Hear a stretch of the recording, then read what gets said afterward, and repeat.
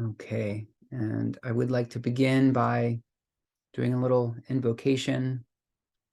I want to invite all of those light beings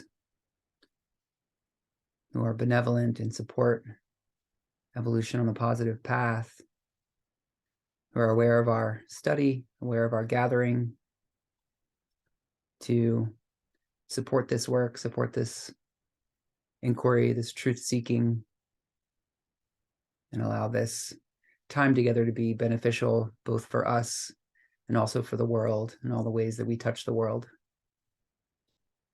So may it be.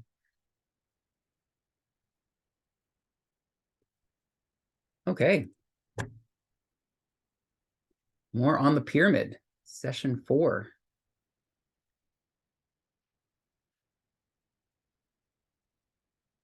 So the topics we're going to cover, I'll just read briefly the little notes I've made.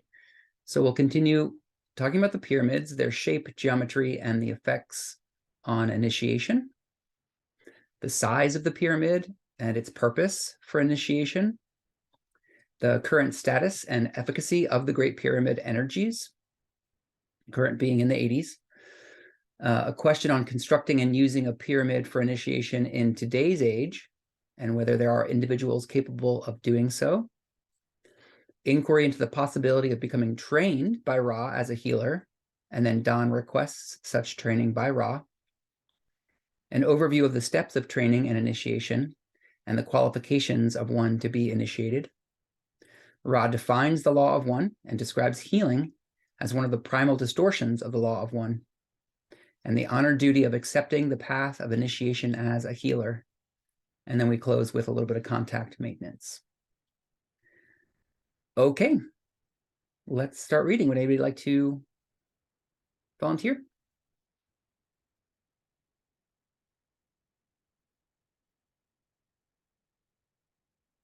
Carolyn? Yeah, I can read today from my phone. Where do you want me to start? I am Ra. Yeah, right at the beginning. I am Ra. I am Ra. I greet you in the love and the light of the infinite creator. I communicate now. Questioner. Finishing the last session, I had asked a question that was too long to answer.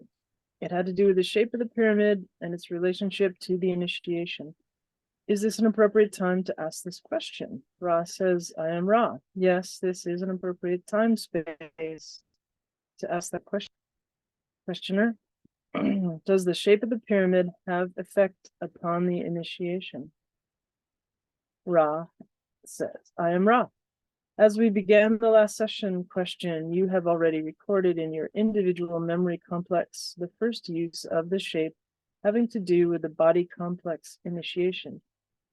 The initiation of spirit was a more carefully designed type of initiation as regards the time-space ratios about which the entity to be initiated found itself.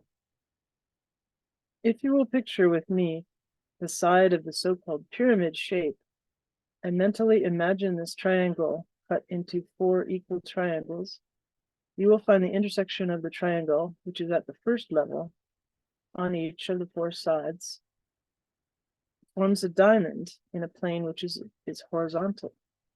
The middle of this plane is the appropriate place for the intersection of energies streaming from the infinite dimensions and the mind-body-spirit complex's various interwoven energy fields. Thus it was designed that the one to be initiated would, by mind, be able to perceive and then channel this, shall we say, gateway to intelligent infinity. This then was the second point of designing this specific shape. May we provide a further description of any kind to your query? I keep going? Keep going? Yeah, one more. Questioner, as I understand it then, the initiate was to be on the center line of the pyramid, but at an altitude above the base, as defined by the intersection of the 4 triangles made by dividing each side into 4 triangles. Is that correct? Ra, this is correct. Questioner. Then at this point, let's pause there, Farrellyn. Okay. Yeah.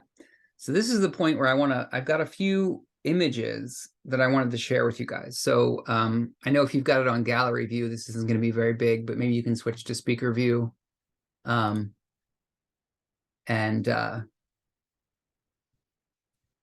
we can look at these images together. So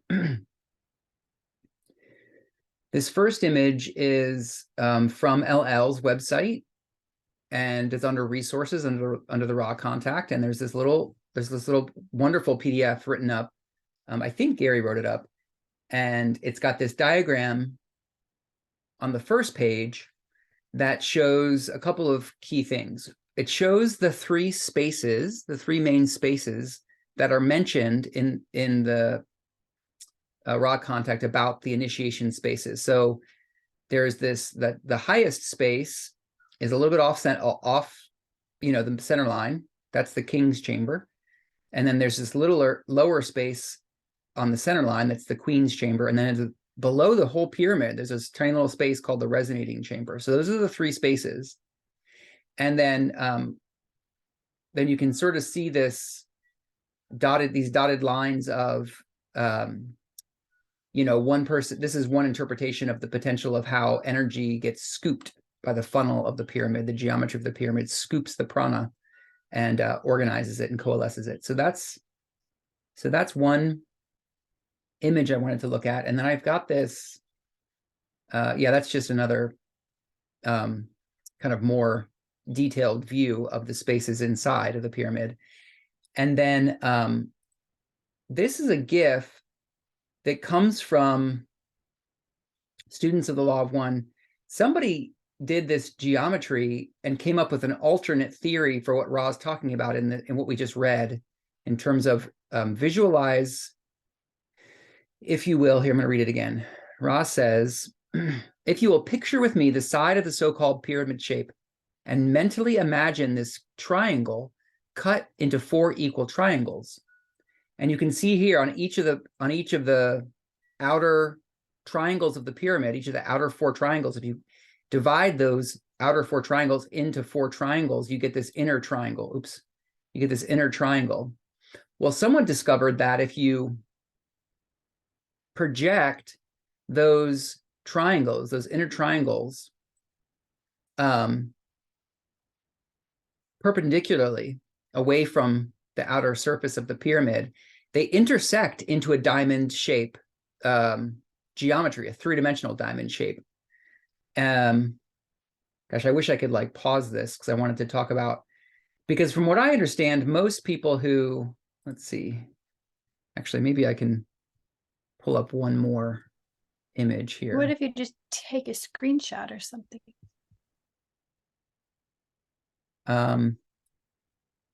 Yeah, could do that.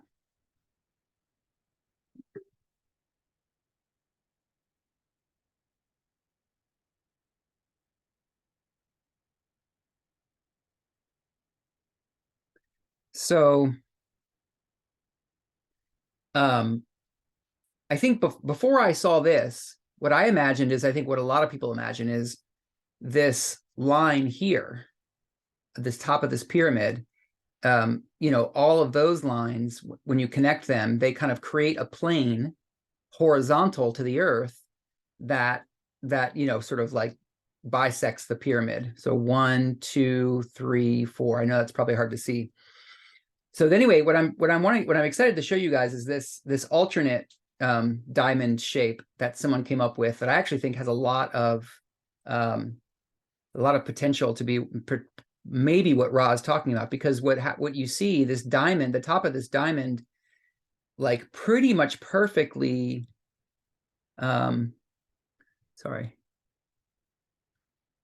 overlaps with the top of the Queen's chamber.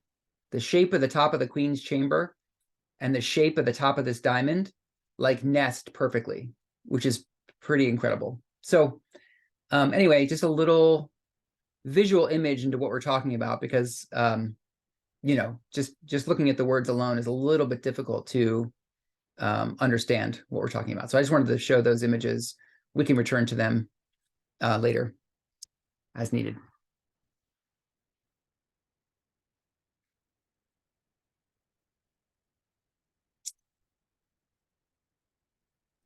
So we can either pause here and discuss, or we can keep reading.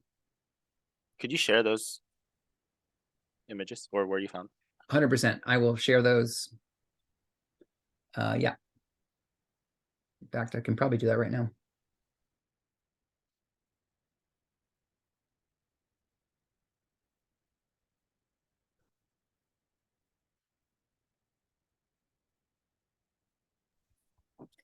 I think it would be helpful to look at that one more time and then read that one paragraph.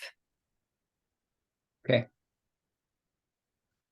I'm going to send all 4 of these images.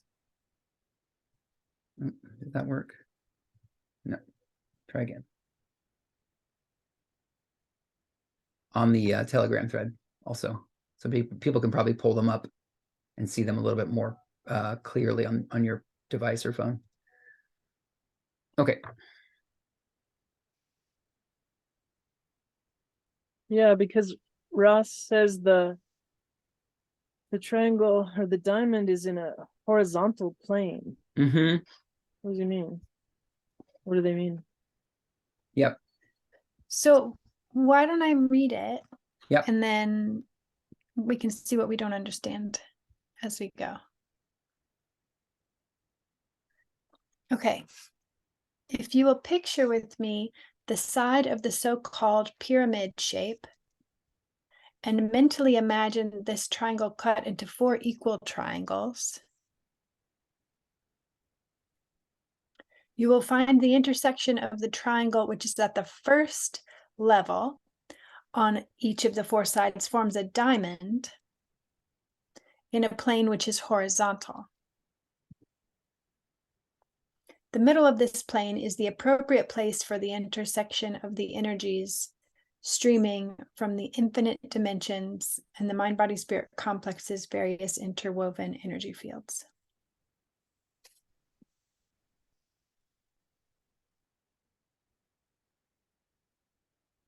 Yep.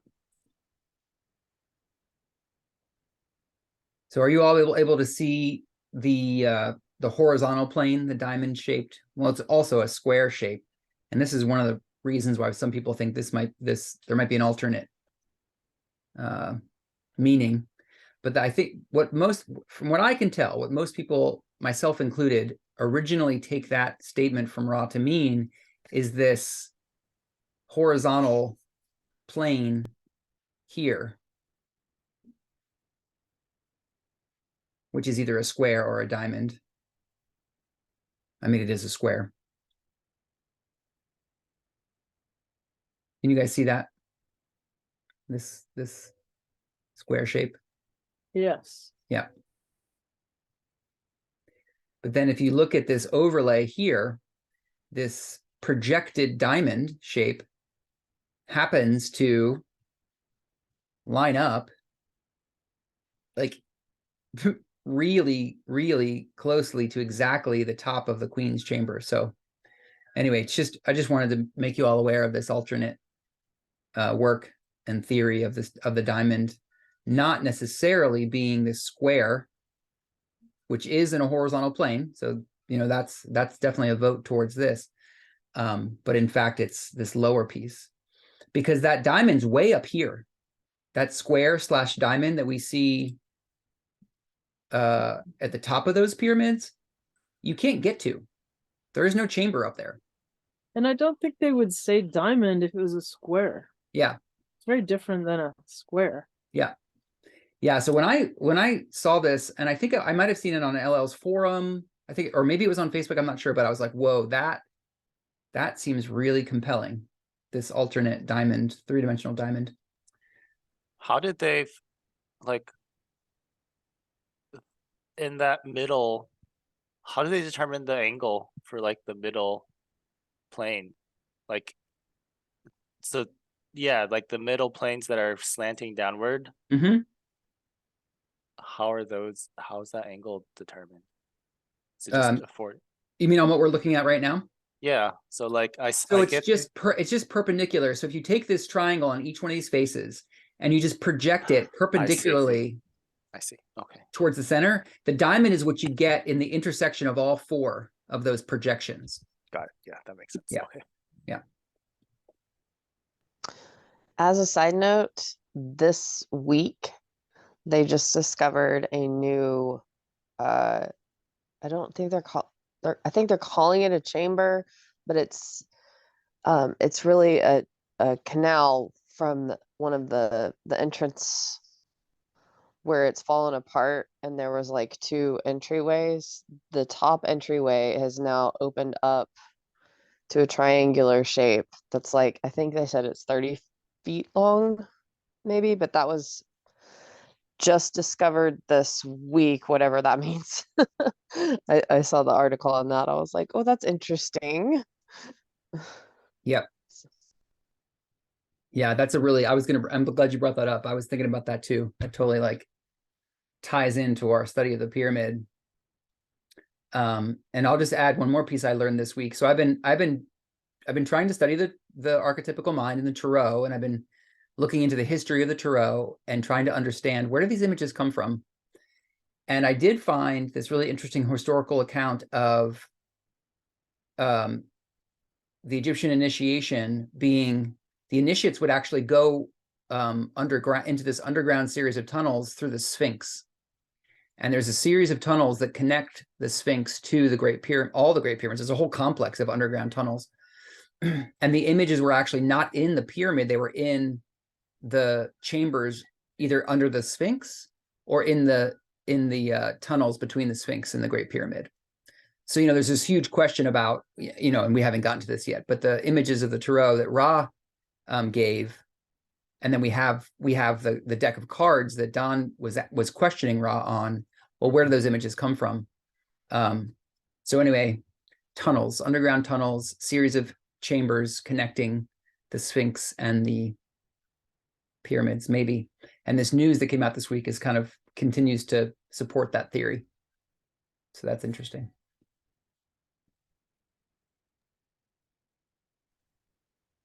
I don't want to jump ahead, but so like what happens at that point? The Queen's Chamber. Like what focuses the energy for what, like what is it's used for initiation, but like what exactly, like what's going on there? Well, I think if we look at what we just read, there is thus it was designed that the one to be initiated would, by mind, be able to perceive and then channel this gateway to intelligent infinity. So I think the way I read that is that the energies that are being funneled by the pyramid are concentrated at that point to open the gateway to intelligent infinity, which is, you know, that's huge. That's a pretty powerful energetic. And then channel it and be a healer. Right? That's what they had said earlier. Yeah, it's a two-way thing, because there's this work, this initiation work.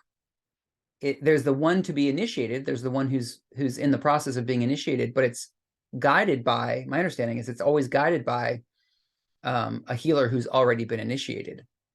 And, you know, as we'll get into here further, the pyramid is almost like a macrocosm of the energetics of a crystallized healer.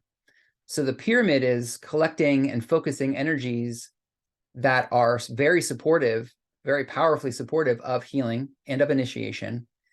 And so is a crystallized healer. That's what a crystallized healer can do, you know, it's the same dynamics.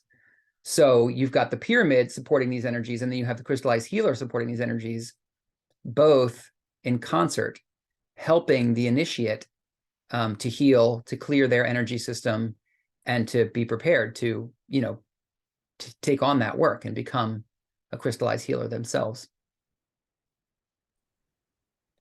Yeah, Nia. They do tours all the time now that are led by authors and teachers and whatnot. And so there are a ton of reports. They get to, depending on the tour, you can lay in the, come on, brain mouth.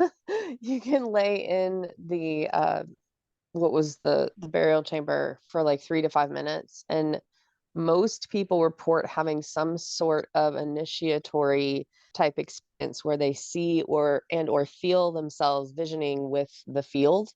Person has their own unique vision with this. Some of these spiritual tours have people prepare for this, because some people that go as a tourist are not prepared for it and have reported feeling ill, especially in like the solar plexus in their stomach area, or other chakras will just start being so stimulated, and it's such a foreign feeling for our human body that's not prepared for it, energetically speaking, especially if there's blockages, that they can feel ill if they haven't prepared. But those that go into it knowing this, they have their own preparatory practice and are able to feel a difference, and they walk away completely different. And I hesitate to say completely initiated, but because there's a lot more work to put into to have the quote unquote full-blown initiation. But these are definitely many downloads, transmissions, and repatterning of the energy fields that a ton of.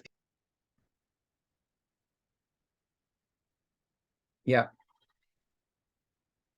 Yeah, that doesn't surprise me one bit. I can imagine so many reasons why people would have profound experiences going into those chambers. I mean, I can imagine people having past lives and being either priests or initiates, and then going into those spaces, kind of rekindling, bringing those past lives kind of closer into the conscious mind. Also, obviously, it could just be the energetics of the pyramid, but as we'll read further in this session, they've changed. They've changed a lot.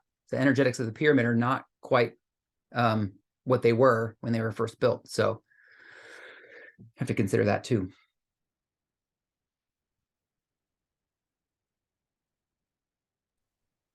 Was the Queen's Chamber used for healing, or was that the King's Chamber? Okay, so I think both chambers had multi-purposes, but the one with the sarcophagus in it, isn't that the King's Chamber? Does anyone know? One of them has that big black, huge granite sarcophagus, and I think that's the King's Chamber. I think they call it the King's Chamber because they assume that Cheops. I think the largest of the pyramids, I think they call it the Cheops pyramid because they think it was a burial, a tomb for King or Pharaoh Cheops or whatever. The sarcophagus is in the King's Chamber. Yeah. So I think what Ross says is that the purpose of the sarcophagus was to help the body mind initiation, where they give the initiate the opportunity to experience death, essentially, by being buried, by being by entering the sarcophagus, the lid gets put on. There's no way you can get yourself out. And so it has this profound effect on the body and the mind. And it allows for resurrection, basically, and allows for the person to experience being not the body, being more than the body.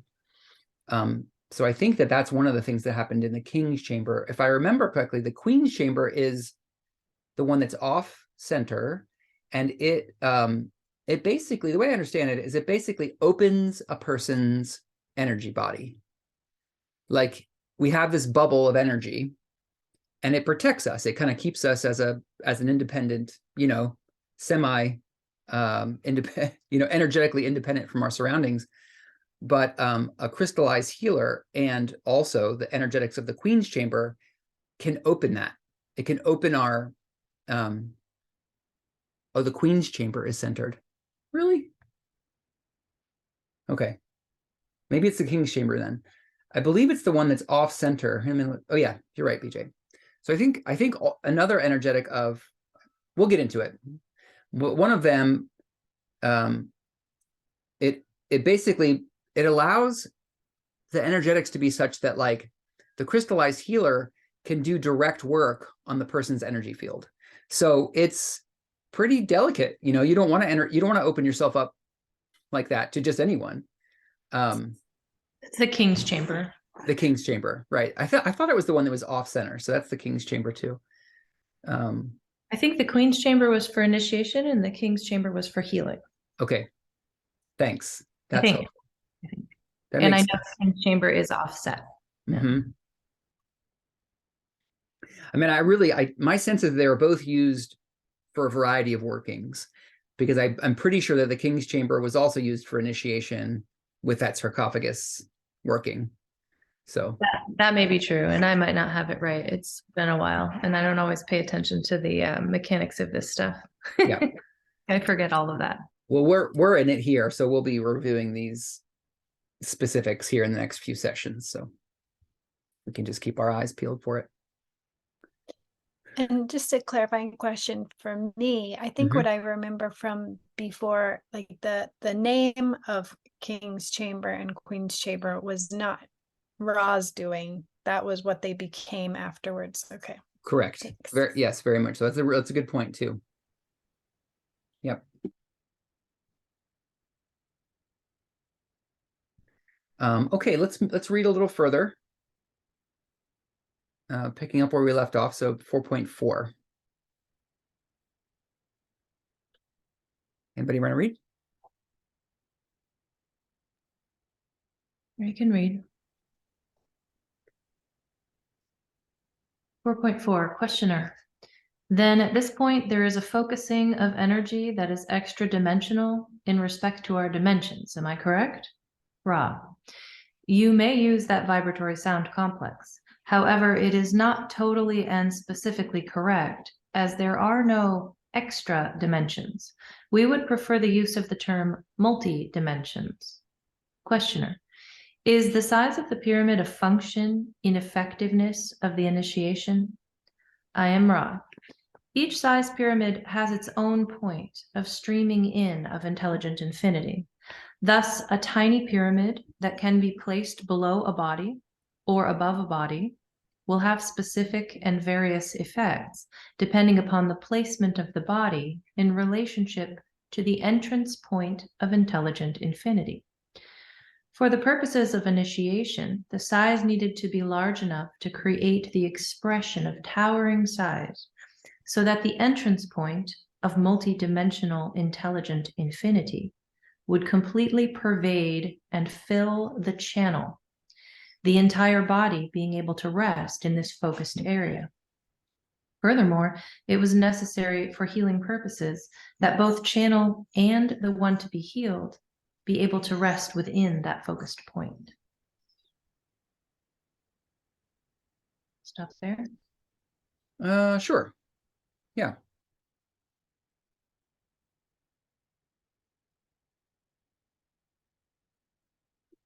So I'm going to share my screen again and look at this diagram that shows the in-streaming energies. So there's 2.5 spirals, full spirals that happen inside the pyramid, and apparently, you know, where this energy is spiraling has different metaphysical properties, and the spaces that they're talking about, the Queen's Chamber and King's Chamber, the pyramid is so big that those configurations of energy of spiraling intelligent infinity, you can occupy them, you can get inside of them, you can completely be surrounded and enveloped by the energetics that are being structured by the shape of the pyramid. So I'm just trying to, I'm trying to sort of like unpack that last one and give my take on it. Does that make sense?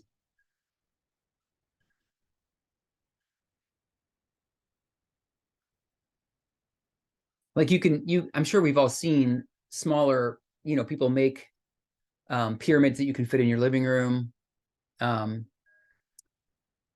Well, from what Ra, we'll get into this further along, but what Ra says is that the shape of the pyramid is it has qualities because of its geometry that cause that accumulation of the spiraling prana, or the intelligent the intelligent energy to kind of coalesce in certain ways. But in a smaller pyramid, you might be able to like place a part of your body into it, or pass through it.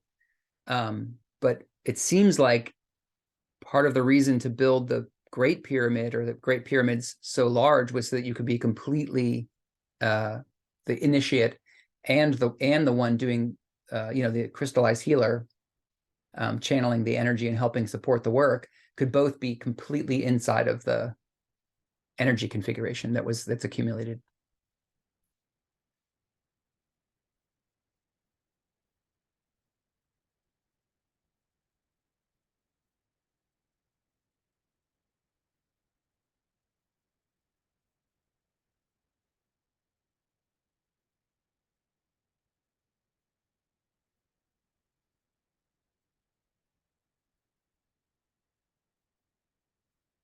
And then I'm curious if anyone has any insight into the question that Don asked about extra dimensionality, or what Ross says is more appropriately called multidimensionality.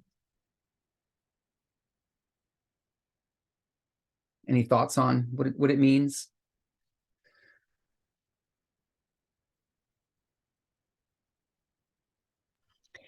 I just take it to mean it's all one. There's not an extra dimension. It's all already here.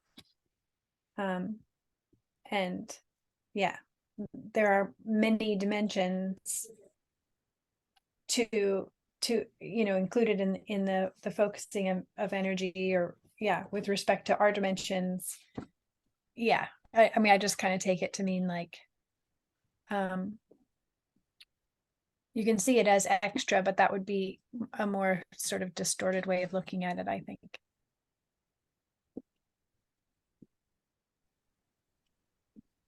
Mm-hmm.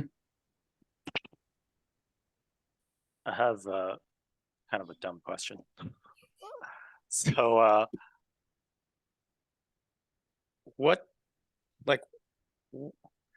so I guess like someone wants to study the law of one, like what does the initiation do? Like, why do they need to go through this initiation process? Like, what's the difference between going through it and just like, I don't know, like, let's say today, like someone wants to study the law of one, do they need to go through like some initiation? Like what exactly does that achieve? That is not a dumb question. That is a fundamentally important, super basic and excellent question, in my opinion. What do y'all think? And Yuri, I see that your hand is raised. You'll be next. Let's field this question first. Well, and I think maybe Yuri could say something about it just based on your comment earlier. No? Oh, I could say some things about it, but Diana, you jump in. This is how my brain works. I forgot what you just asked. What the heck just happened? I swear to, this is me. What did you just say? What is the point of initiation? Oh, to become a crystallized healer, I would say. I mean, really, ego death, integration of distortions and transmutation of light through the whole being, contact with intelligent infinity, and I think maybe just almost remembering your specific nature at its least distorted state. That's my take on it. Mm-hmm. Which goes all the way up through seventh density, and the tiny ways in which we are discrete from one another, and from the whole. To alleviate distortion, so that you can then go and in turn and shine the light of the one into the world. That's what I think. Mm-hmm. Wonderful. BJ? I could be wrong about this, but I think they get into some of these questions later, and asking that as well, like, oh, well, should we do this? Should we build a pyramid? Should we get initiated? And I think Ra was saying that was, you know, when the time of the pyramids was built, that was the time to be doing that kind of work of initiation. And now we're in the time of harvest, and so the work is something else. I don't know if that's accurate, but that's the way I remember it. Thanks, BJ. Kent? Yeah, my take on it would be that it's to become one with our higher self, which in the Law of One books is also referred to as our magical personality, so that we can do magical work. And the crystal healing work is part of the magical work that we would do as we became one with a higher self. But I mean, it's a shortcut because, so I think that's why there's a lot of preparatory work that an initiate has to do before they can do this initiation, because it is a shortcut. And if they do it before they're ready, if they try to do it before they're ready, I think they could burn their nervous system or something like that. So Yep. that's my take. That's my Yep. take on it. Yeah, Diana?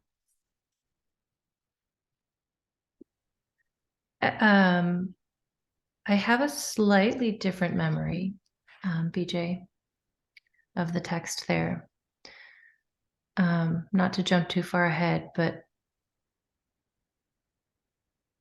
it's my opinion that being initiated into relationship with one's like true nature, basically, is how I see it, is still available. And that I remember Ross saying that the pyramid itself was like a training wheel because of the level of consciousness of the people at the time. They needed the crystalline structure of the pyramid in order to create opportunities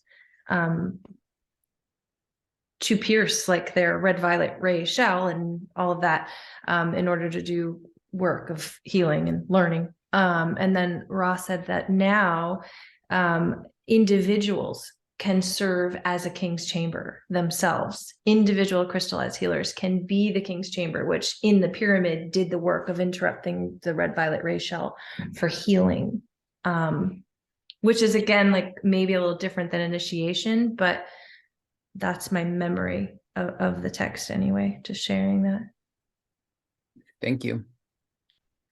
Yeah, the piece I want to throw in about this question of why, my understanding of a crystallized healer is that they, you know, it's essentially saying the same thing as a perfectly balanced entity. Maybe not perfectly, but they don't have a lot of emotional reactivity.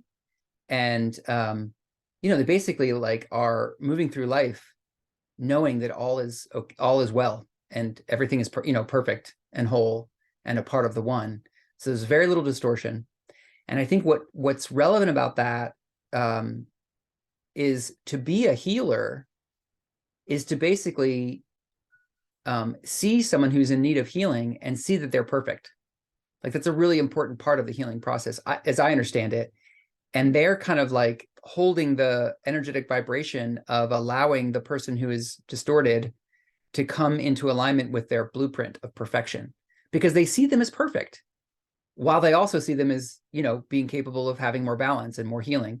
So it's this state of being where you've done your own work to reduce, you know, your own distortions, to accept like basically any blockage that's present in your own chakra system. And then you live life as an initiated crystallized healer, basically being balanced and not having a lot of emotional reactivity, and being available to extend that sense of everything is all is one and all is connected to you know, the one who needs healing, to the one who isn't there yet. And I feel like that's a big part of it from my perspective. Farrellyn?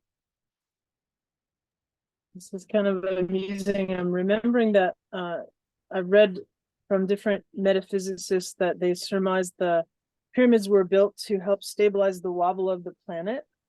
And now I'm taking that to be sort of metaphorical. that they weren't actually, they were meant to, the pyramids were meant to help stabilize the people on the planet. It's kind of interesting twist of interpretation. Yeah, totally. I get a Maybe little, help us I get a little balance confused in the, did we read last week that Ra talked about how the pyramids were placed as a network in order to regularize the energies in streaming into the planet? Did we already read that part? I don't think so. Or we did? I'm seeing some heads nodding. I think last week they talked about that, and that's exactly what I think that really corresponds to what you're saying, Farrellyn. Rod talks about how the pyramids were also on another level designed in order to, essentially heal the earth itself. Yeah, they could have many purposes. They could, absolutely. Right. When did they mention a crystallized healer? Has that come up in the reading so We far? probably haven't gotten that far, and I apologize for bringing too many things No, that's in okay. before we've gotten there. I just thought I missed it. Okay. Yuri, did you still have something next to? Okay. All right. Anything else here before we keep going? Questions, comments? Okay. All right. 4.6. Anybody ready to read? I can read. Great.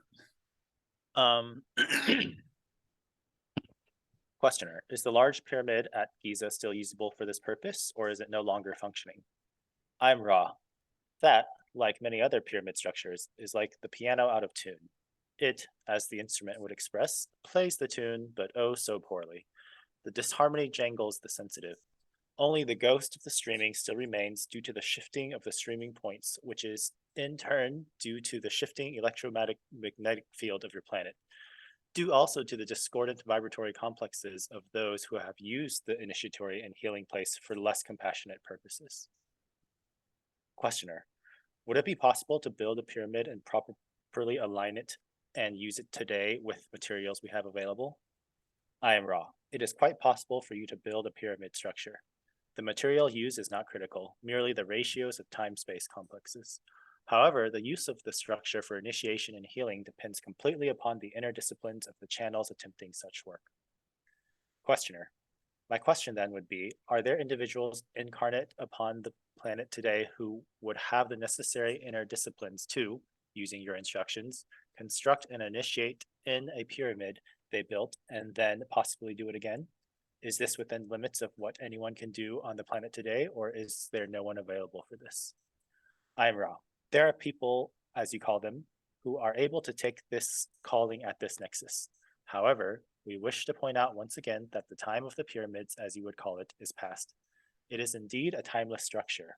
However, the streamings from the universe were, at the time we attempted to aid this planet, those which required a certain understanding of purity.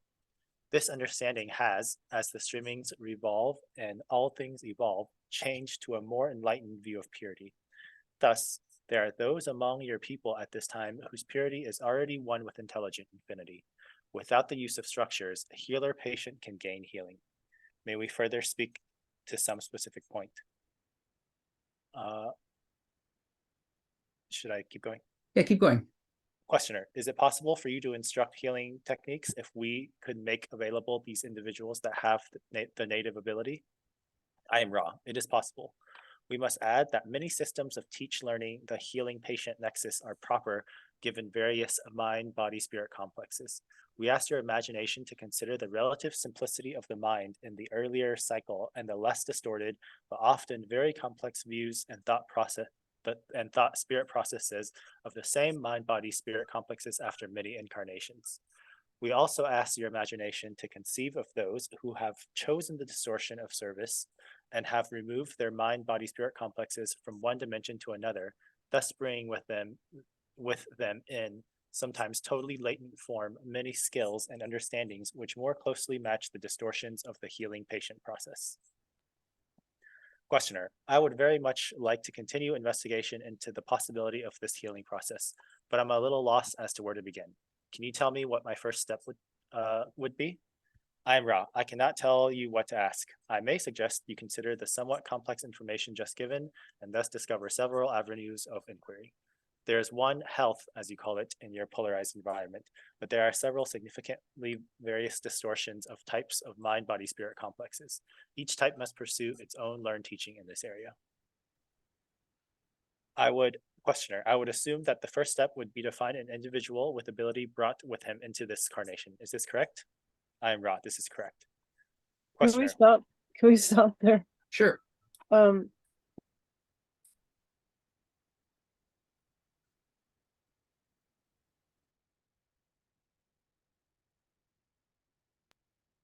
You're muted, Farrellyn. I see your mouth moving, but you're muted. oh, silly me. Sorry. I'm finding it really interesting to go back a little bit to where he's saying that, I think in the time of the pyramids, he's saying that people were less complex. Their mind, body, spirit was less complex. And to bring that into consideration, that now we have been inundated and our minds are much more complex and perhaps confused. And then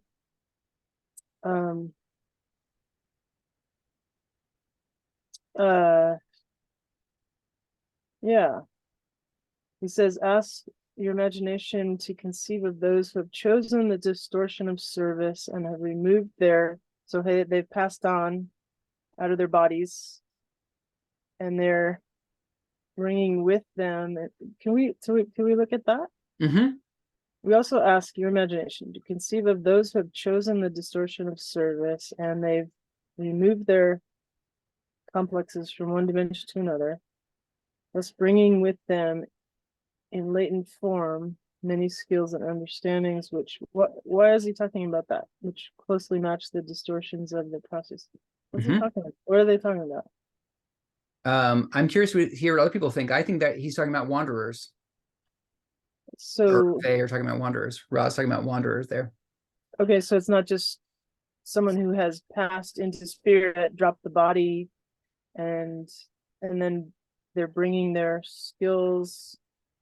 I lost it at that last sentence, the last part of the sentence. They're bringing their skills and understandings which match the distortions of the healing patient process. What is that talking about? Dana, did you want to respond to this, or is it something else you have your hand raised for? Sorry. Yeah, I was going to start, Farrellyn, by just clarifying something. Ra didn't say that the earlier people were more complex. They actually said that they were more simple. That's what I meant to say. I hope I didn't say the opposite. Sometimes I say the opposite of what I mean. Yeah, no worries. And then after many incarnations, they became less simple, but their thought patterns became more complex. I'm sure, like more evolved, more inputs, more light, right? That would be us, yeah. Right. Yeah. And then there's this idea that you can come into the world and be an initiate if you're if you're born with the abilities, they say, either next or just before that. Okay, thank you.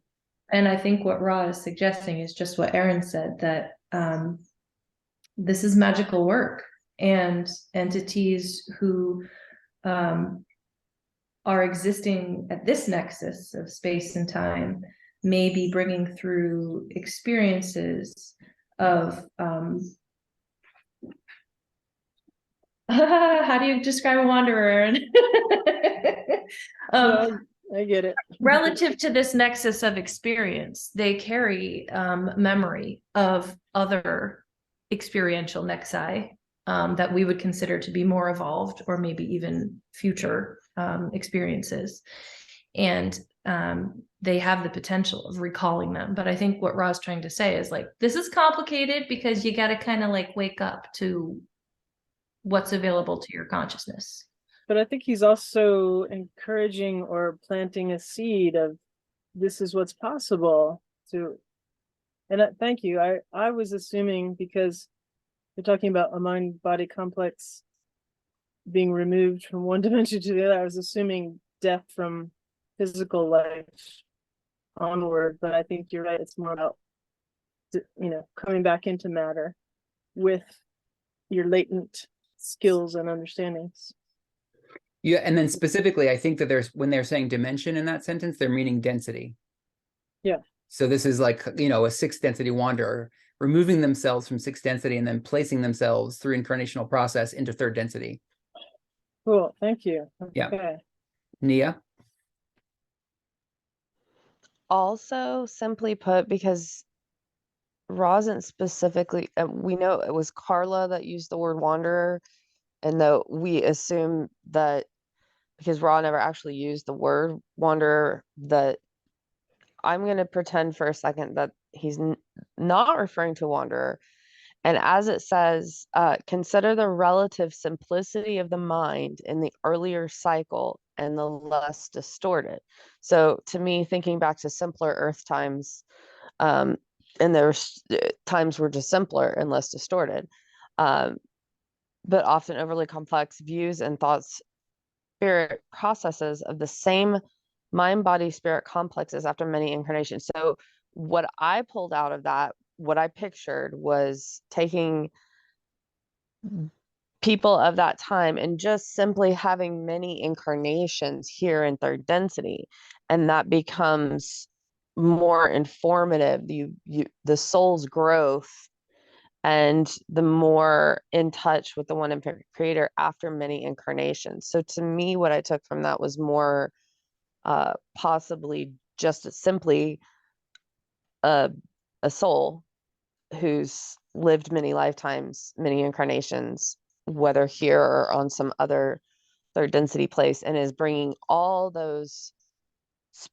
of that information with us. So we come into this world having through the veil of forgetfulness, but yet we are still who we are when we incarnate here. Like there's things that we're functioning from past lives, other lives that come through, and we can wake up to those, and we can download that, and we as initiatory in this time space nexus could simply be just waking up to our own past lives and having soul retrieval and things like that. Yep.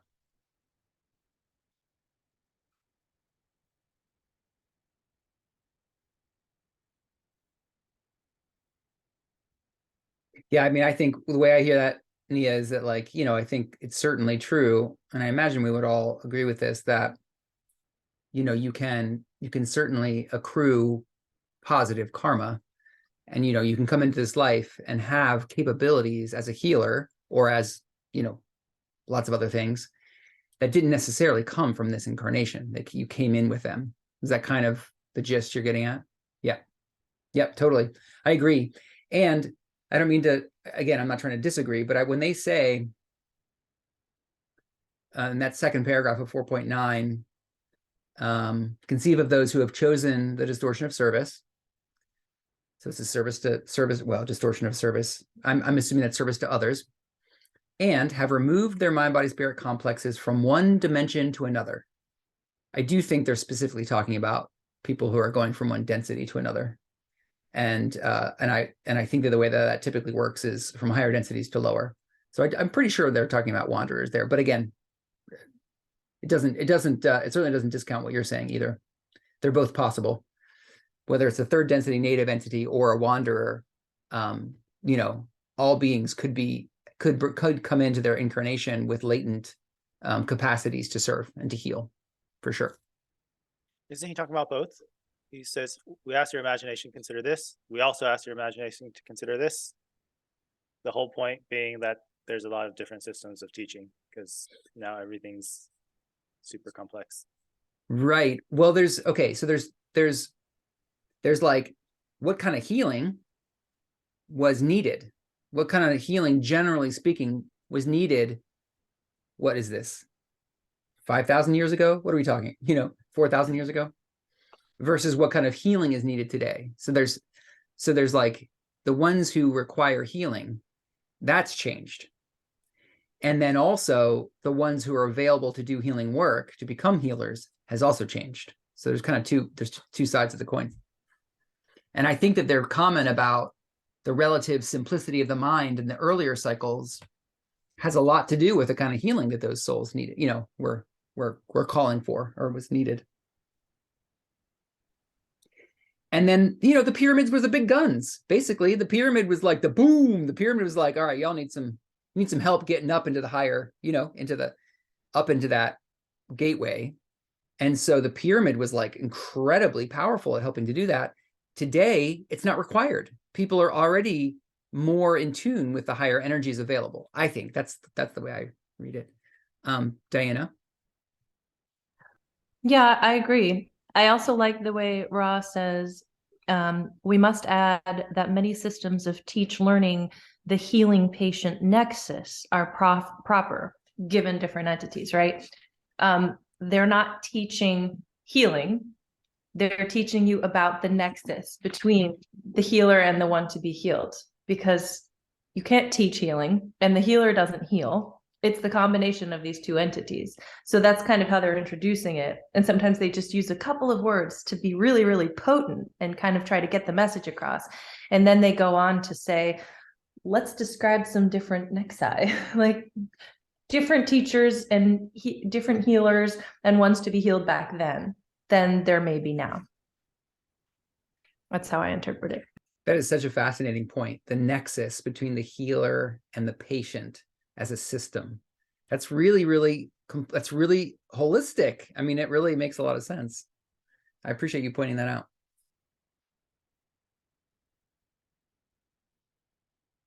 Learn teaching, heal. How's it go? Heal healing. It requires both components.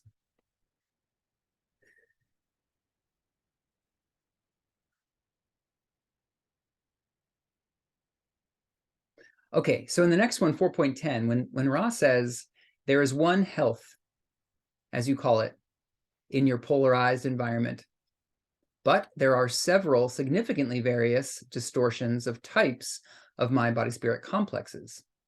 Each type must pursue its own learned teaching in this area. Curious what y'all get out of that. There is one health. What does it mean?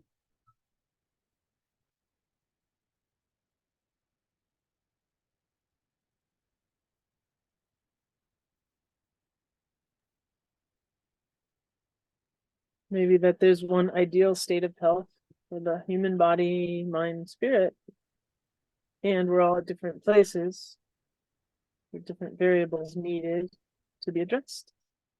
Mm-hmm. Yep.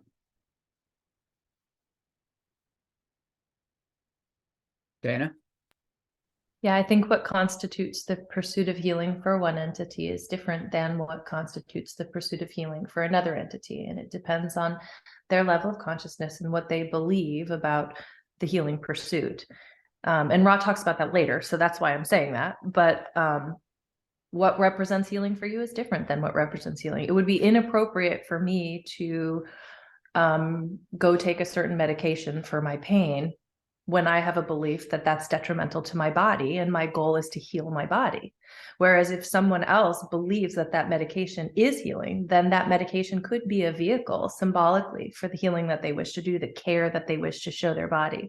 So different measures are appropriate for different entities. Nice. Sean? Okay, like the word greed came to mind because like I was thinking like maybe there's different types of like sicknesses, not just of like the body. Like I don't know, I feel like greed could be a spiritual disease maybe, or like some other sorts of disease that could potentially be healed. I don't know. It's just a thought that came to mind. Yeah. That totally resonates for me, Sean. I think when they talk about health, they're not talking about physical health only. That's included in the healing process. But I really do think they're talking about the integrated system of the mind, the body, and the spirit.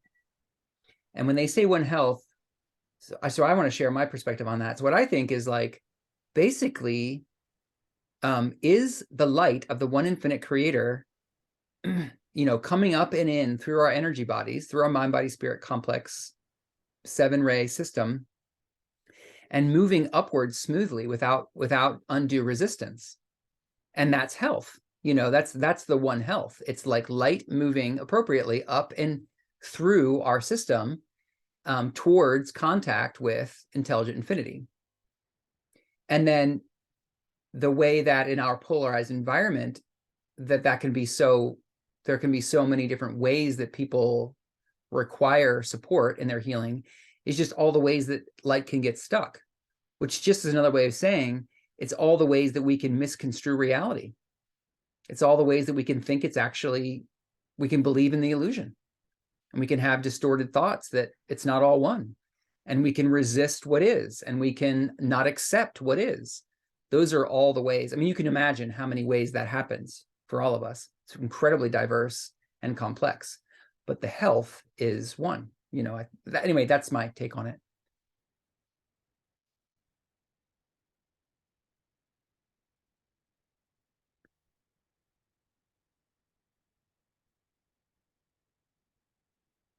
But there are several significantly various distortions of types of mind, body, spirit complexes. Each type must pursue its own learned teaching in this area. And Shang, it's like you're saying, like some maybe, many people they're very well and healthy in their body, but they may have, strong distortion of the mind that, that shows up in all sorts of ways. Yeah. And there's all sorts of interconnections between the mind, the body, and the spirit. Yep.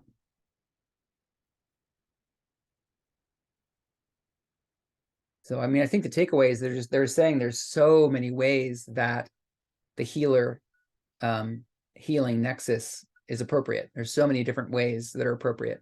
Yeah, Diana. The use of the word several different types is interesting to me, because they don't say an infinite diversity of needs. They say several different types. We could conjecture all day, but are the types, as you said, someone who needs body healing versus someone who needs mind healing, being that Ra says that the body is a creature of the mind, and kind of the distortions of the mind can yield distortions of the body reincarnatively or what during the incarnation. I don't know. What could that mean? What could the types be?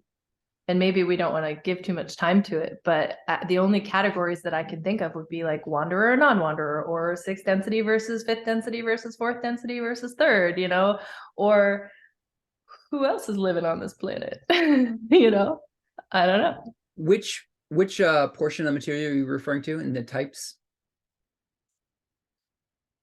Hold on, I gotta find it. Oh, each type must pursue its own. 4.10. Yeah, got it. Yeah. Several significantly various distortions of types of mind, body, spirit complexes. Mm-hmm. I still can't find it. 4.10. Yeah. Various distortions, several significantly various distortions of types of mind, body, spirit complexes. Yeah. It's anybody's guess. Just interesting. Is the types referring to mind, body, spirit complexes, or is the types referring to various distortions?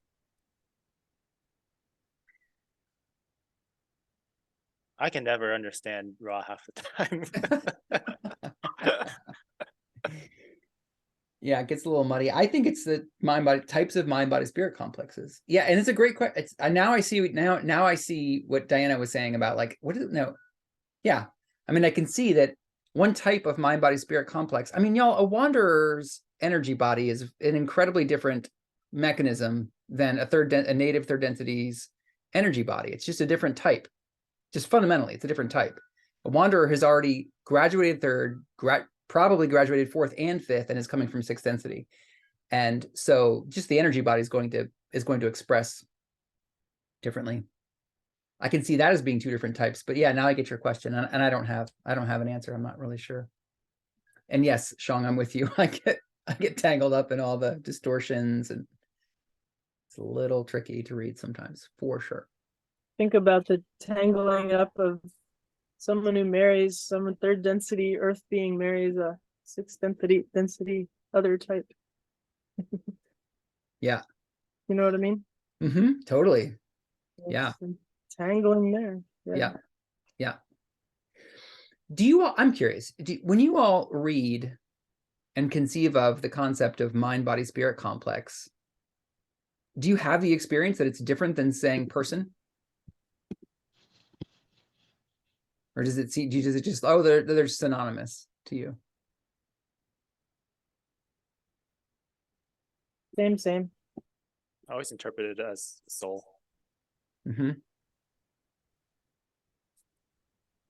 Yeah, soul person. Nia. Really quick. See, I took away from the 410 the blockages or distortions reminds me of the mind, body, and spirit complex as a person who just has an issue, has a thought that's different, that's separate from the one infinite creator, and it causes blockages within various chakra points. They talk about Carla having her heart chakra blocked because she's giving too much. It's not in balance. She's not receiving equally as she's giving, and so that became a health issue in her body from her energy blockage within the chakra. So equally, we have mind distortions or ideas on life, even simply being born into certain cultures, and those create, and childhood woundings are huge ones. You know, like as we experience hurt as a child, we start blocking our energy complexes in our body. So to me, that said more about just each person needs to deal with their own stuff and dig that up and heal that energetic blockage so that it can, light and spirit can flow freely through. Yeah. Makes sense.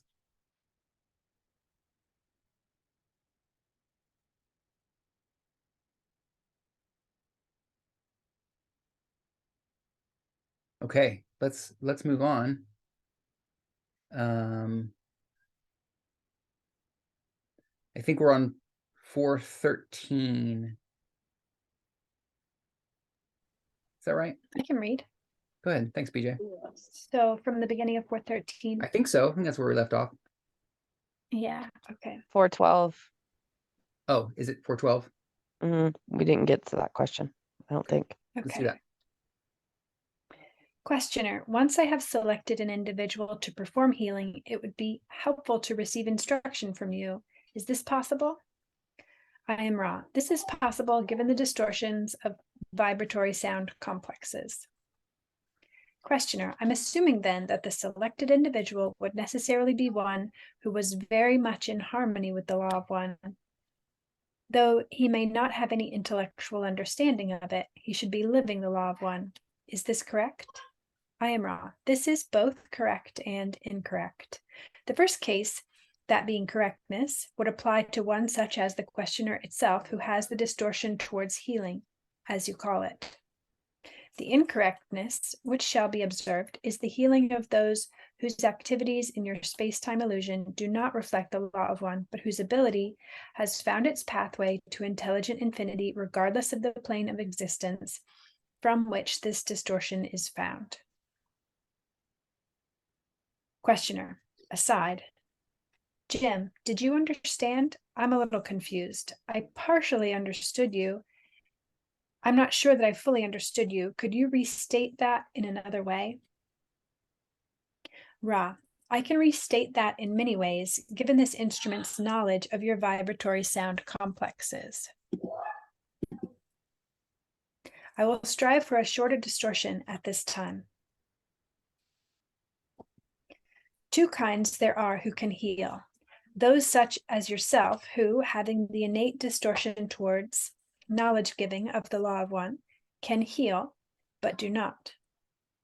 And those who, having the same knowledge, but showing no significant distortion consciously towards the law of one in mind, body, or spirit, yet and nevertheless have opened a channel to the same ability.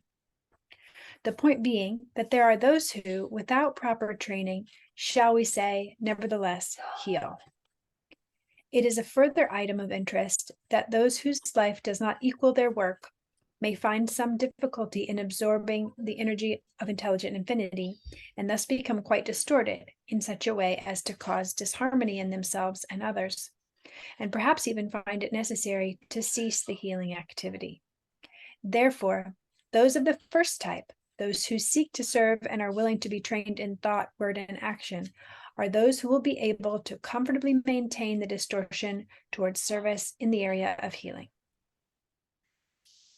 Questioner, then would it be possible for you to train us in healing practice? I am Ra. It is possible. Questioner, will you train us? Ra, we will. Should we stop there? Sure. Yeah. Well, I can continue. yeah, why don't you continue a little? Okay. Questioner, I have no idea of how long this would take, or if you can even tell anything about that. Is it possible for you to give me a synopsis of the program of training required? I have no knowledge of what questions to ask at this point. I'll ask that question in the hopes that it makes sense. I am Ra. We consider your request for information, for as you noted, there are a significant number of vibratory sound complexes which can be used in sequence to train the healer. The synopsis is a very appropriate entry that you might understand what is involved. Firstly, the mind must be known to itself. This is perhaps the most demanding part of healing work. If the mind knows itself, then the most important aspect of healing has occurred. For consciousness is the microcosm of the law of one. The second part has to do with the disciplines of the body complexes. In the streamings reaching your planet at this time, these understandings and disciplines have to do with the balance between love and wisdom in the use of the body in its natural functions. The third area is the spiritual, and in this area, the first two disciplines are connected through the attainment of contact with intelligent infinity. Okay, that's a good place to stop.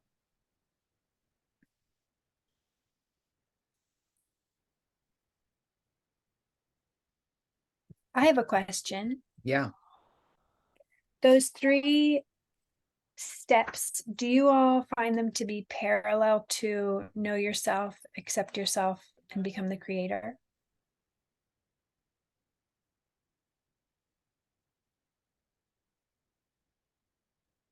It's a great question. Can we go over the steps again? It was the mind must be known to itself.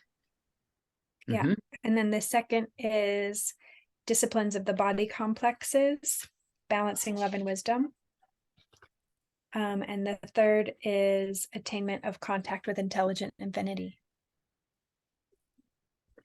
I mean, if not the exact same thing, it does feel like that's an accurate statement, BJ, especially because contact with intelligent infinity is becoming one with the creator. I mean, it is experiencing oneness with the creator. So know yourself, know the mind,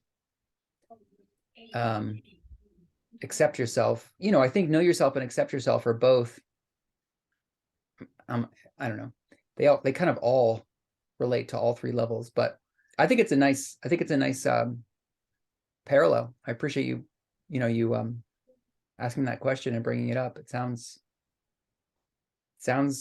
parallel to me, these three steps, and those three: know yourself, accept yourself, become the creator. I think disciplines of the personality are a part of the process of knowing yourself, along with the balancing of love and wisdom. All of that has to do with knowing yourself. Accepting yourself seems much more to be along the lines of the positive path, whereas I think negative entities can pursue to a certain point their adepthood by actually rejecting certain aspects of themselves. Yeah. Yep. Well, and I mean, this may not be true, but my guess is that healing, as Ra teaches it, is just really not appropriate on the negative path, because healing, as Ra teaching it, is becoming more and more one. I don't know. This More gets aligned. complicated. More, Yeah. yeah, it's knowing the law of one more and more. It's synonymous with healing. And on the negative path, I don't know. This gets pretty deep. I don't know if we need to go into it, but Yeah. it doesn't feel like healing. It feels like distorting more and more rather than eliminating distortions. Is that what Ra means by one whose life does not match their work? Earlier on in the Mm. said the healing can happen. I'm sorry, it was up above, but that's one thing that's stuck in my mind. Yeah, I'd like to talk about that. What is it? What does Ra mean? One who's It's up there. Yeah. Whose life in- does not equal their work. Yeah, 314. 414, sorry. Two kinds there are who can heal.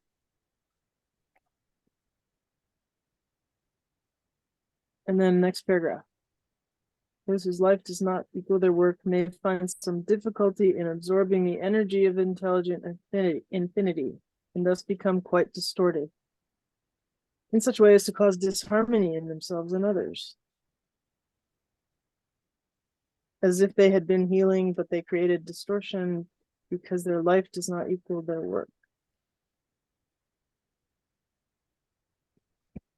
Are we talking about ego? Distortion?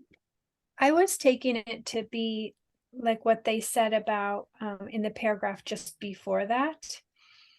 Those who having the same knowledge but showing no significant distortion consciously towards the law of one in mind, body, and spirit, yet and nevertheless have opened a channel to the same ability. Yeah. Which, I mean, potentially could be taken to be a negatively polarizing entity. You know, someone who has, you know, sort of like mystical knowledge, but isn't inclined towards oneness, and maybe it is instead inclined towards the illusion and distortion. Oh. It sounded like they were able to do healing anyway because they were naturally aligned with law of one without thinking about it. Whereas the one whose work is not aligned with their life would be maybe someone who has a spiritual ego about being a healer. And then they create disharmony and distortion. And they have to stop doing the healing work. Maybe. I've seen that happen. You want to jump in, Nia? So I read this somewhere else recently and it changed my perspective entirely. And I feel like this may reflect that. I'm not saying I'm correct. It's just my thought that continues to pop up with this. So there was the idea that healers, say, for example, you know, can energetically push towards somebody's physical ailment being healed or a situation in their life, or if someone has a metaphysical ability to make something happen, that person may think that healing the pain in the person's body, helping a certain situation, like say witches casting spells to get people out of other people's lives, or, you know, doing these types of things, they may think they are helping.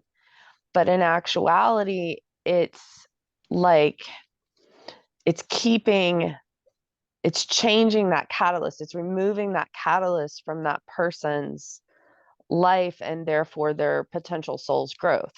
So in my mind, it makes me feel like people have mystical, metaphysical abilities that it's not that they're misusing them for the negative path. They may think they're using them for the positive path, but that catalyst was supposed to be there. And if you take away that catalyst from the person's life this lifetime, they're going to have to go through it again in a different lifetime. They may feel better. They may feel healed. They may feel more positive. They may feel elated that so-and-so's not in their life anymore, but that catalyst was put there for their soul's growth this lifetime for that purpose. And we have to be careful and say things like, I wish this healing to take place, but only if it's for the highest and best good for this person.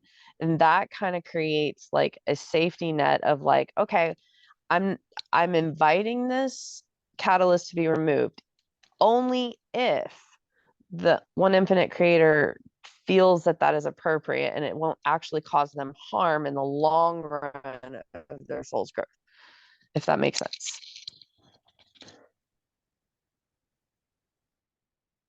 BJ?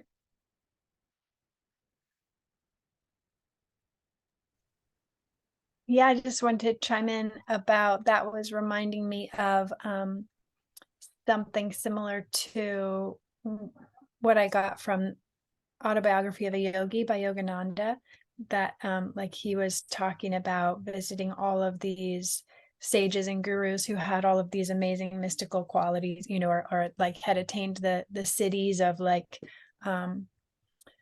being able to bilocate or being able to like, you know, walk on water or do these amazing things, but it wasn't actually supporting spiritual evolution. It was more like you know, kind of cracking the code and being able to get like the spiritual followers, because like, wow, it's so impressive, but is that actually what you're, yeah, that's just what it brought to mind for me. Yeah. Nia, for me, your comment is really rich and opens up a whole fascinating and really deep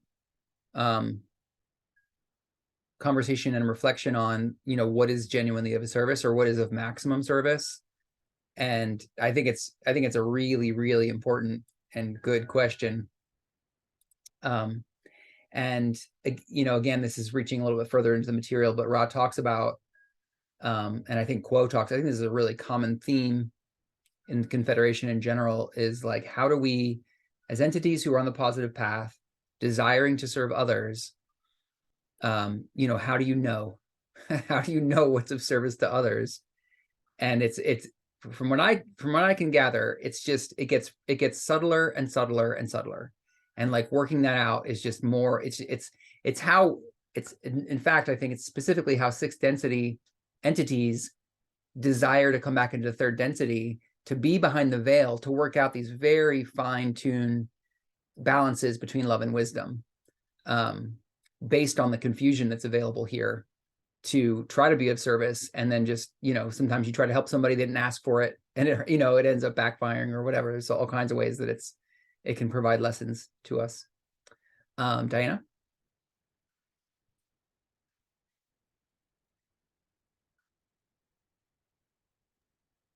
You're still muted, babe.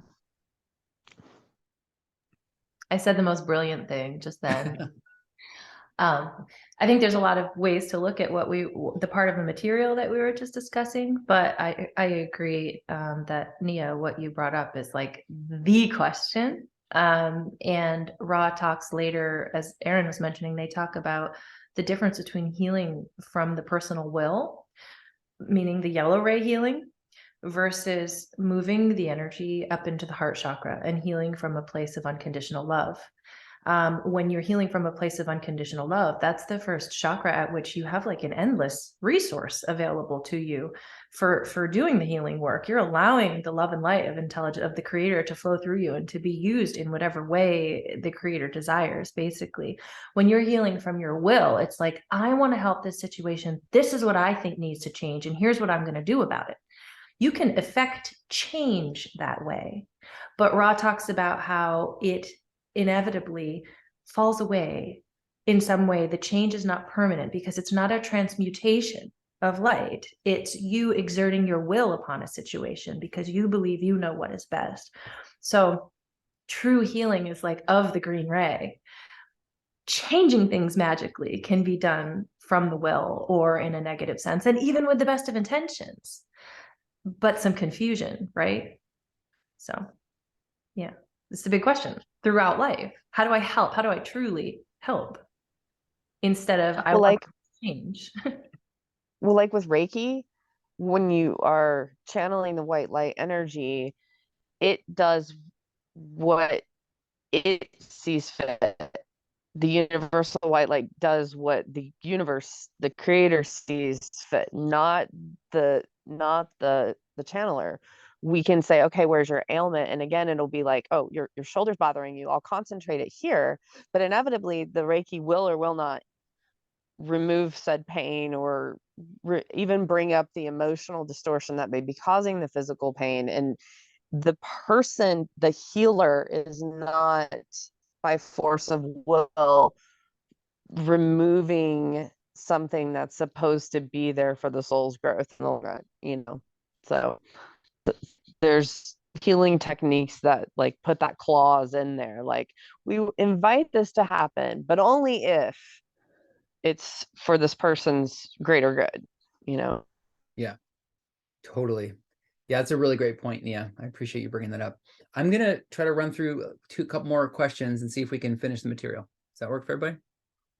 Okay. Thank you. Okay, so 418, questioner. I believe I have some idea of the accomplishment, a little idea anyway, of the accomplishment of the first step. Can you elaborate the steps? The other two steps I am not at all familiar with. Ra. I am Ra. Imagine the body. Imagine the more dense aspects of the body. Proceed therefrom to the very finest knowledge of energy pathways which revolve and cause the body to be energized. Understand that all natural functions of the body have all aspects from dense to fine and can be transmuted to what you may call sacramental. This is a brief investigation of the second area. To speak to the third, imagine, if you will, the function of the magnet. The magnet has two poles. One reaches up, the other goes down. The function of the spirit is to integrate the upreaching yearning of the mind-body energy with the downpouring in-streaming of infinite intelligence. This is a brief explication of the third area. Questioner, then would this training program involve specific things to do? Specific instructions and exercises? I am Ra. We are not at this time incarnate among your peoples. Thus, we can guide and attempt to specify, but cannot, by example, show. This is a handicap. However, there should indeed be fairly specific exercises of mind, body, and spirit during the teach-learning process we offer. It is to be once again iterated that healing is but one distortion of the law of one.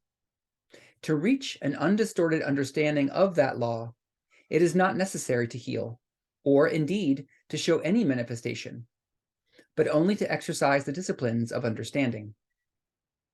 We would ask that one or two more questions be the ending of this session.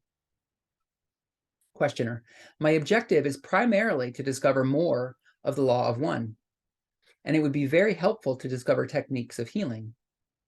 I am aware of your problem with respect to free will. You cannot make suggestions, so I will ask you if you can state the law of one and the laws of healing to me. I am Ra.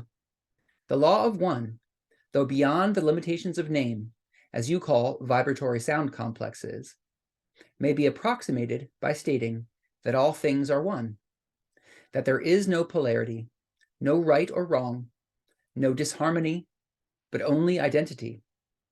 All is one, and that one is love light, light love, the infinite creator. One of the primal distortions of the law of one is that of healing. Healing occurs when a mind-body-spirit complex realizes deep within itself the law of one.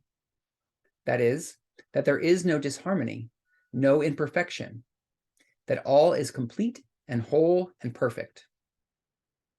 Thus, the intelligent infinity within this mind-body-spirit complex reforms the illusion of body, mind, or spirit to a form congruent with the law of one. The healer acts as energizer or catalyst for this completely individual process. One item which may be of interest is that a healer asking to learn must take the distortion understood as responsibility for that ask receiving, thus healing. This is an honor duty which must be carefully considered in free will before the asking. Questioner, I assume that we should continue tomorrow? Ra, your assumption is correct unless you feel that a certain question is necessary. This instrument is best nurtured by approximately this length of work. Questioner, one short question. Is this instrument capable of 2 of these sessions per day, or should we remain with 1? I am Ra. This instrument is capable of 2 sessions a day. However, she must be encouraged to keep her bodily complex strong by the ingestion of your foodstuffs to an extent which exceeds this instrument's normal intake of your foodstuffs.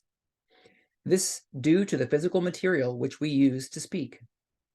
Further, this instrument's activities must be monitored to prevent overactivity, for this activity is equivalent to a strenuous working on the physical level. If these admonitions are considered, the 2 sessions would be possible. We do not wish to deplete this instrument. Questioner, thank you, Ra. I am Ra. I leave you in the love and the light of the one infinite intelligence, which is the Creator. Go forth, rejoicing in the power and the peace of the One, Adonai.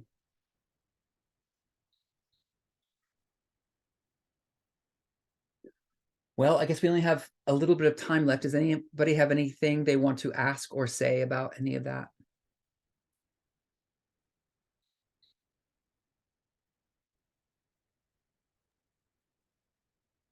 I'll throw out a question. On 418, he says, imagine the more dense aspects of the body. Like what does dense mean here? My take is they mean dense in the same way they define densities, and more dense in the densities. The higher densities are more filled with light, and are closer and closer to the intelligent infinity. So when they talk about it in terms of the body, I sort of imagine it to be, let me see, where is that quote? Would you say, what number was it? 418. Oh, yeah. Energized. Dense to fine. I'm gonna make a bumper sticker that says, there's no polarity, only identity. I'd buy one. Yeah, that's a good question. I had imagined it originally as meaning like basically the part of the body that sort of is closer to light. But then they say from dense to fine, which kind of seems like the opposite. So maybe they're meaning more materially dense, but other places in the material, when they say dense, they mean it to mean more filled with the truth of the Creator, more filled with light. So I'm not sure, but that's a good question. When they say dense here, I think of organ systems and finer, because organ systems are, we have cells, then we have tissues make up organs make up systems. And I'm thinking like an organ has so many cells and so much tissue, and they're very dense, and they have their own energies, like the liver or the heart. They're like, they have their own energy centers, as well as the chakra complexes too. So when he says denser to finer, I think denser, I like picture the liver or the heart having just so many cells in one place, and then finer being like maybe blood flow or tissue farther out being like skin or in between interstitials. And that's, I'm not saying I'm right, that's just where my mind goes with it. Yeah. Diana? I think of the denser aspects as being more readily observable to the senses. There are so many aspects of the body that are physical, but that are more difficult to measure. Like we have our bones and our muscles and our organs, like Nia said, and then I think we have our myofascial meridians, and we have the pathways via which actual electricity and energy travel through our body. We have the synapses in our brain. We have our sense receptors. We have things that are so refined and sophisticated and that are dependent upon tiny electrical signals and neurotransmitters and things like that. I think if you're looking at the physical body from dense to fine, you're looking at kind of like the gross heavy mechanics of it versus the movement of electricity and the physical pathways that predispose different people to different ways of energy traveling. And then they talk about that in kind of in the next sentence, I think. Yeah, that makes a lot of sense to me. Yeah. I just want to chime in and say that makes sense to me too, because at the beginning of 418 in the response, it sounds like they're contrasting dense with energy pathways or what caused the body to be energized, like proceed from the dense to the energy pathways. So, and anyway, what really stands out to me about that is about the whole point is all aspects from dense to fine, it all can be transmuted to what you may call sacramental. And then what they said about it before was this has to do with the balance of love and wisdom in the use of the body in its natural functions. So to me, it's like living in the body with a balance of love and wisdom for the body, which again kind of brings back to me, accept the self as the body. Those are my thoughts. Thanks, BJ. I like that. Well, friends, we are a little bit past time, so I want to close our session for today, unless there's anything burning that anyone needs to say or comment on. Okay. Great study. Yeah, it was really, really engaging. Thank you all so much for bringing your hearts and your minds to this exploration of truth known as the law of Thanks, one. everyone. Yeah. Thanks, everyone. Bye. Thank you We have so a sharing the much. path you. this Bye-bye. Saturday. Just as a note announcement, sharing the path if you'd like to join. And 11:11 meditations, right? That's right. Every day. Every day. Yeah. Thanks, you all. Thank you. Mwah. Until next Bye. time.